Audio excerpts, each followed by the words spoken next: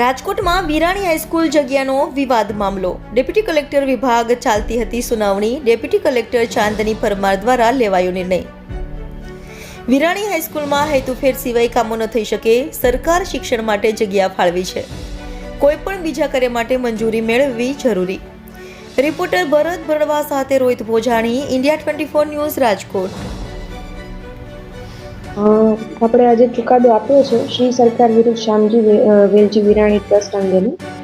એમાં આપણે અગાઉ નામદાર હાઈકોર્ટ દ્વારા 10/7/2023ના કોમન ઓરલ ઓર્ડર દ્વારા આ જે છે કેસ બાબતે અત્રેને રિમાન્ડ કરવામાં આવે અને કેસના ગુણદોષ ઉપર અત્રેને નિકાલ કરવા સૂચના થઈ આવે. જે અન્વયે અત્રેથી કેસ ચલાવી અને કેસનું હિયરિંગ કરી અને ત્યારબાદ આજે ચુકાદો આપવામાં આવેલો છે. મેઇનલી આમાં જે વિવાદિત નોંધ હતી 5990 નંબરની સિટી સર્વેમાં પડેલી, તેમાં 6 અલગ અલગ હિસ્સા હતા, જેમાં 3 છે રસ્તા પૈકીના હતા અને 3 છે એ ટ્રસ્ટની ખાનગી માલિકી અને સરકારે જે જમીન ફાળવેલી એ રીતના 6 હિસ્સા પડેલા હતા.